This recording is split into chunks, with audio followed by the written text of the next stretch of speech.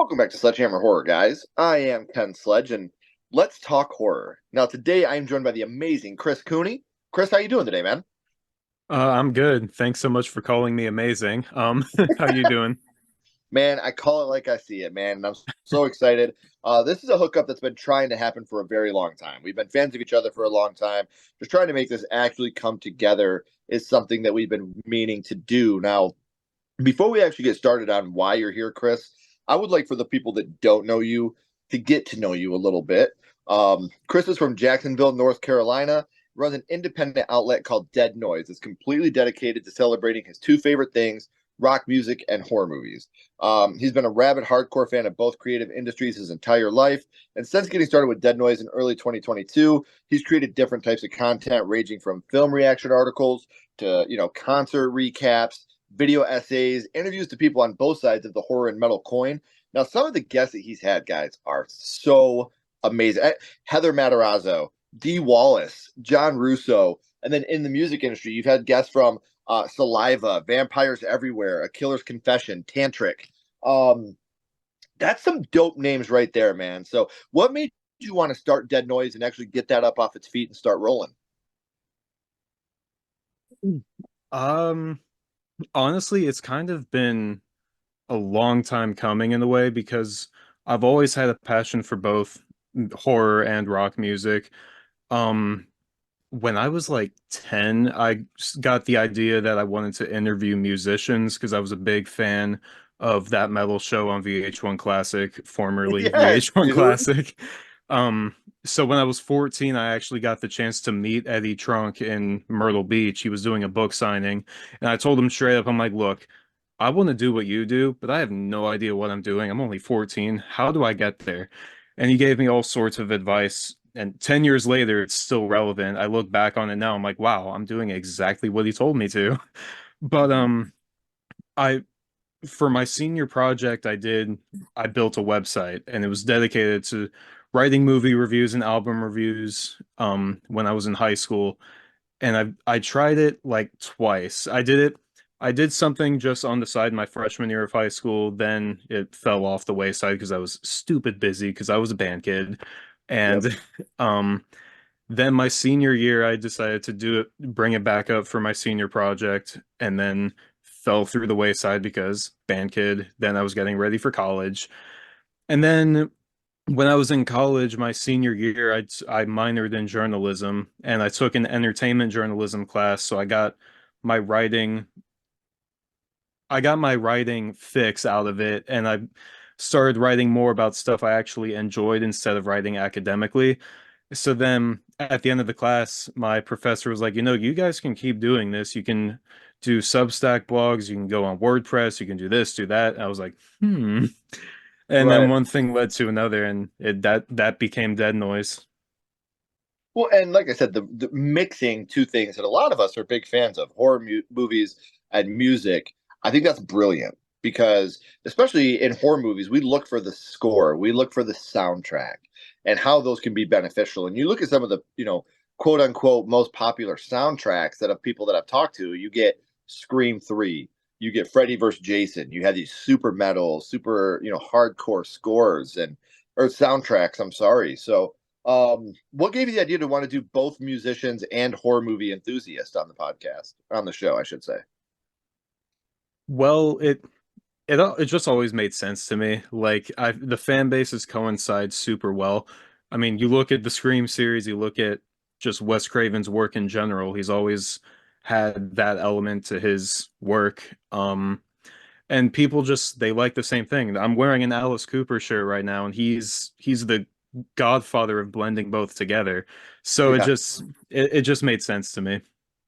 See, and that's what's amazing. And the best way for you guys to keep up with that is by following the links down in the description because I have all of Chris's social media links and the Dead Noise links right down in the description, guys. So make sure you're following along with that so you become a part of his family as well and get in tune with all these amazing things he's done. So, man, Chris, in order for you to be, in the horror genre, doing all these interviews and stuff, horror had to start for you somewhere, my friend.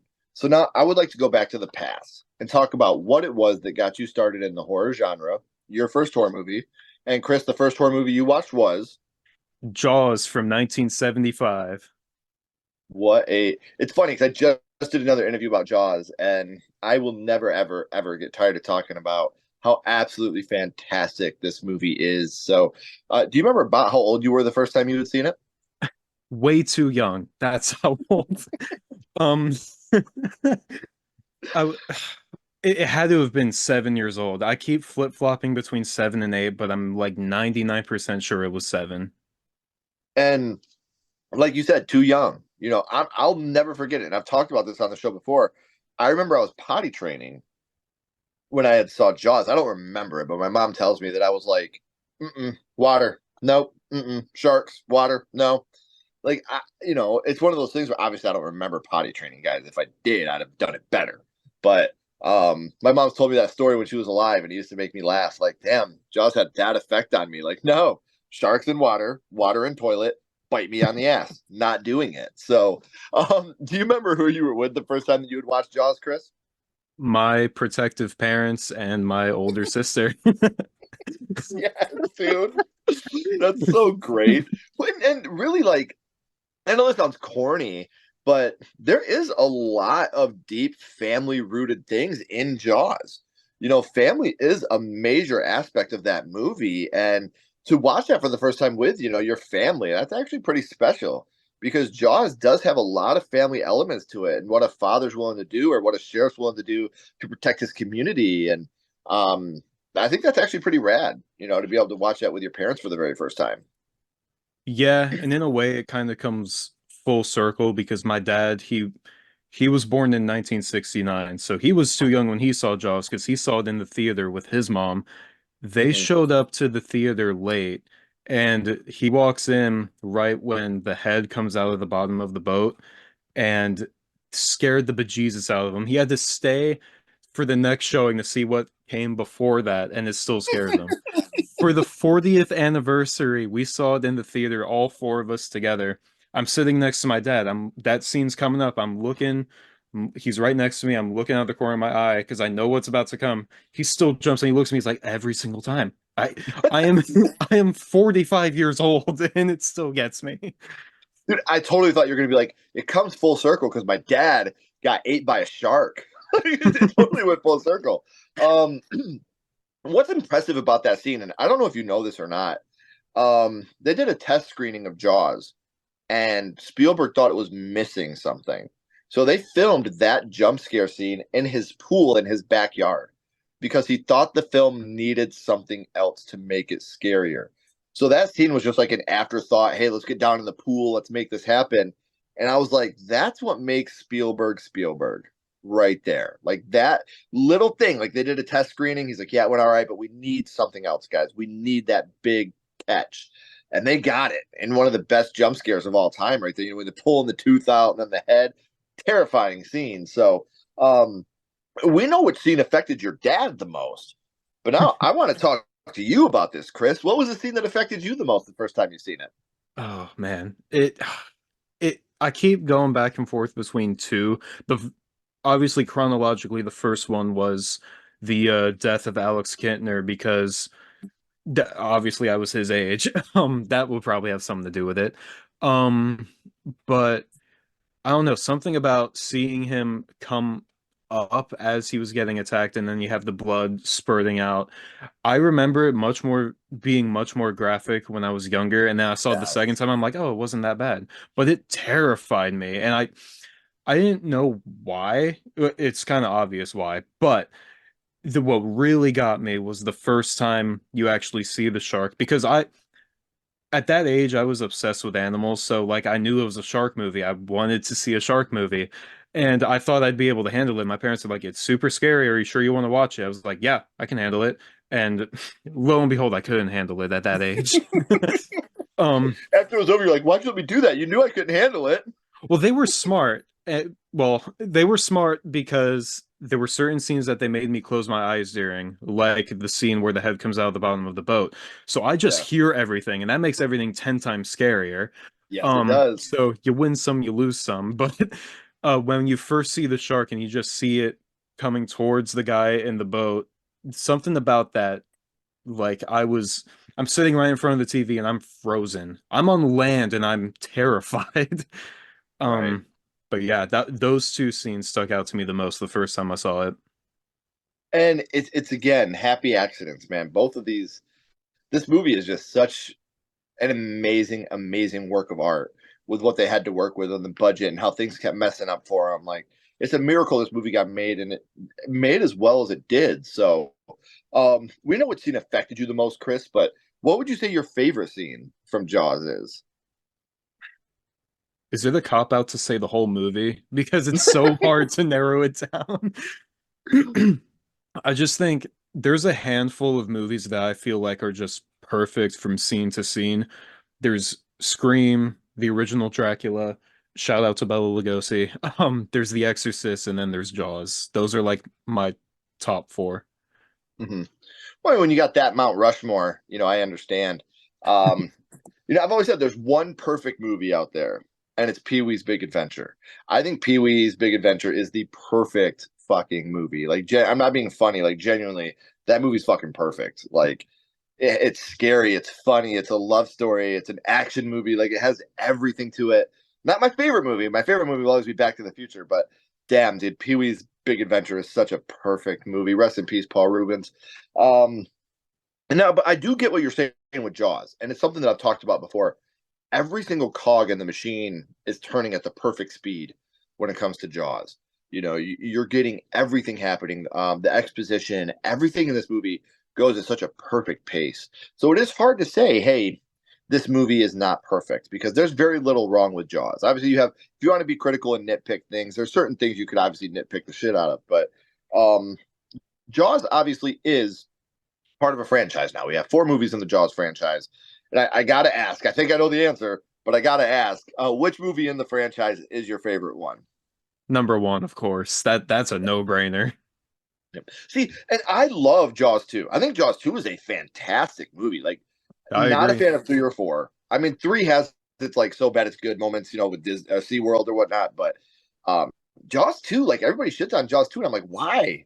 This movie's great. Like, it's still a good. It doesn't touch 1. You know what I mean? Like, No. it does not touch 1, but it's still just a fantastic film. So now another question I gotta ask you.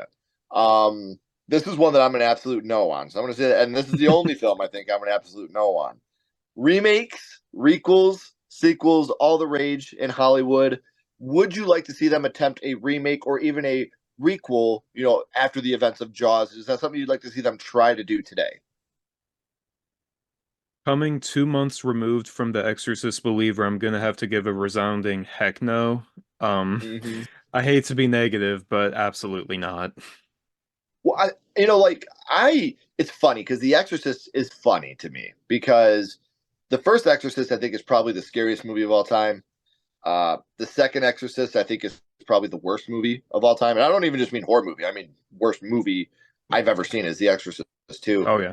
And The Exorcist 3 is in probably my top 5 favorite movies of all time. Like The Exorcist 3 is my favorite movie in that franchise.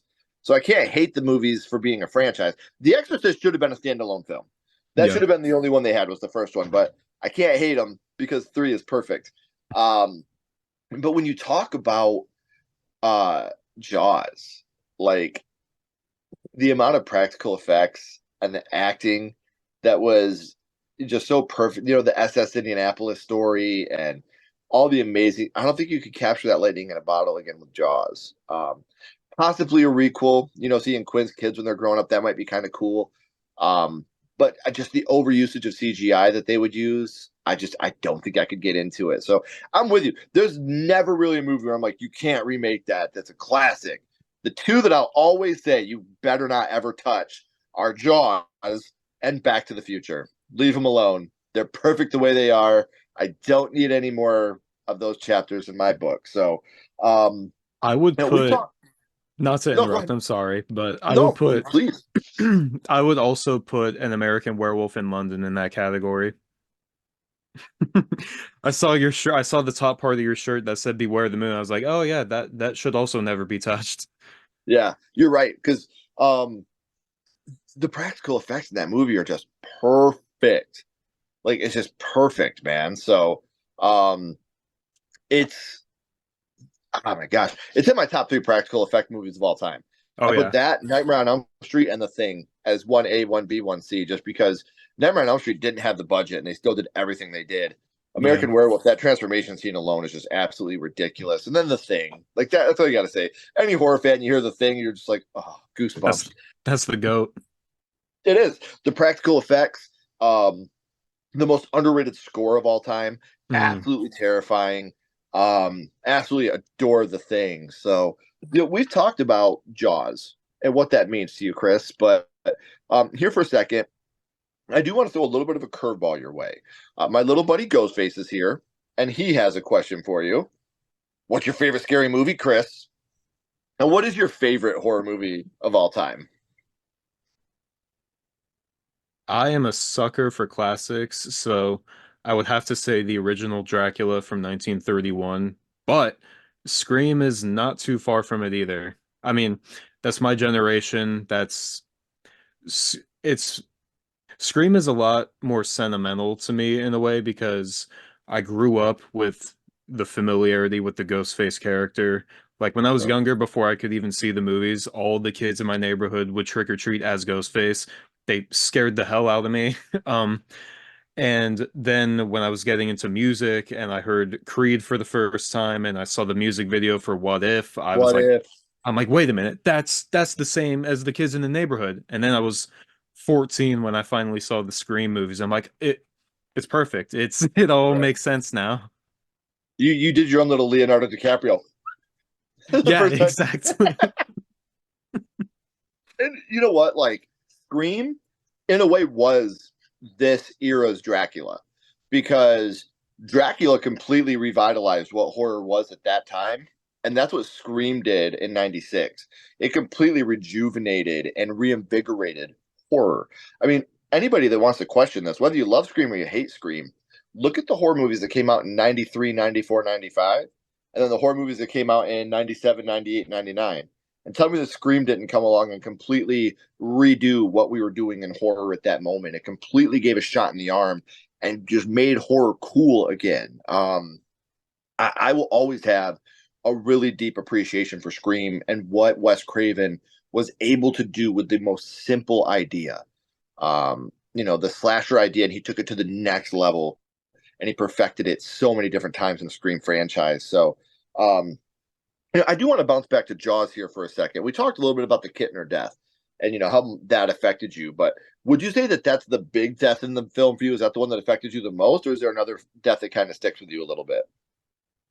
I mean, the Quint death is pretty graphic, so I would have to say that did it for me. But to be completely honest with you, I can't remember if that was a scene where my parents made me cover my eyes or not. But I do remember the Kittner death. I remember the opening death very vividly because I had my eyes covered, but I was like kind of looking through them, and I heard everything much better than I could see it because I was trying to be inconspicuous.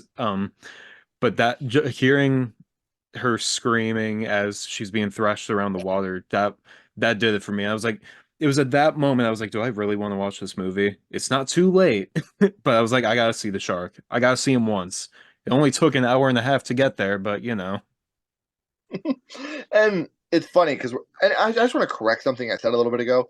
We were talking about requels. I said Quinn's kids. I meant Brody's. I don't know why my brain said Quinn's, but when I just thought, I was like, why the hell did I say that? I meant Brody. I'm not a complete idiot, guys. It's a little idiot. Um, Me too. I feel like with this movie, something that doesn't get talked about a lot, I feel like Spielberg really paid homage in that opening scene to the creature from the Black Lagoon. When you get the shot of the feet, Yeah. like that to me, rewatching it, I was just talking about this the other day with a friend, and I'm like, man, that is such an homage. It's almost like a direct ripoff, that scene, to what Creature of the Black Lagoon did. And, hell yeah. Like, if you have Spielberg, you know, giving you an homage, you've done something right. So even him, like we're talking about the Universal Monsters with Dracula, I feel like that was a total nod to the Universal Monsters, in my opinion. So, man, Chris, I've had such an amazing time hanging out with you, talking about Jaws and Scream and Dracula and Creature. But before I let you go, we always bounce back to the same question. We're going to go back to Jaws, and what we're going to do is rank this on a skull count. Now, we're not ranking Jaws on acting, production, score, direction. We're not being critics. what we're doing here is ranking this movie on how much it affected you on your first viewing. So 0 skulls being not effective, 5 being extremely effective. You can use half and quarter skulls anywhere in the middle. Chris, what would your ranking of Jaws be? 5 skulls and then some. I figured when you're talking about how much it scared you, how you had to hide your eyes, that's an obvious 5. But according to my script, I have to ask now. I said it at the beginning, guys, but we're at the end of the third act. The credits are about to roll and the curtain's about to drop. But before that happens, make sure you're following Chris on social media. Make sure you're checking out the Dead Noise. That's all down in the description below as well. Sorry, guys, I have something in my throat and I thought I was going to cough. And make sure you're checking out Chris and Dead Noise. All those links are down in the description. I promise you, you will not regret it. Follow and subscribe where you can on whichever platforms you use. So, Chris, please don't go anywhere. I got a couple more questions for you. Everybody else, if you haven't already, please like and subscribe. It helps the channel more than you know. And follow Sledgehammer Horror on social media. Our links are down in the description as well. But until next time, keep talking horror, stay what you are, and we'll see you guys soon.